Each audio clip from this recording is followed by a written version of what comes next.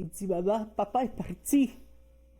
Mais je dis, parti où? La veuve d'Umberto Monsantuono pleurait la mort de son mari en février 2025. L'homme de 69 ans s'était présenté à l'urgence de la Cité de la Santé pour des douleurs à la nuque et au thorax. Il est décédé sur place plus de 10 heures plus tard. Il est venu dans un hôpital pour être soigné. TVA Nouvelle a obtenu le rapport du coroner Blondin sur les circonstances de son décès.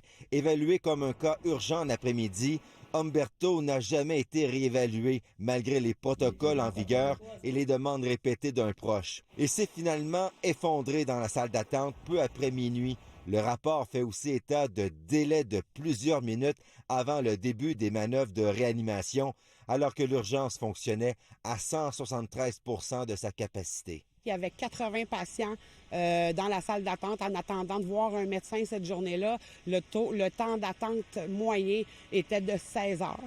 Il y avait 18 patients priorité 2 dans la salle d'attente, ce qui est énorme. Donc, ils ne peuvent pas tout être vus dans l'heure qui suit. Qu'est-ce que le CIS aurait dû faire pour éviter ce décès-là?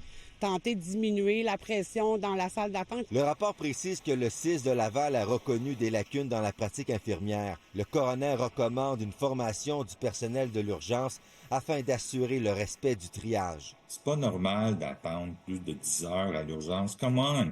On est rendu qu'on trouve ça banal parce qu'on nous a habitués à ce que des choses inacceptables se passent comme ça. Mais il y a quelqu'un qui est mort. Selon nos informations, des congédiements ont lieu à la suite de cet événement. Le CIS de Laval reconnaît des lacunes dans un contexte de surcapacité, dit avoir pris très au sérieux les recommandations du coroner et affirme avoir déjà mis en œuvre la majorité des mesures correctives. La famille n'a pas voulu commenter. Kevin Crank-Desmarais, TVA Nouvelle, Laval.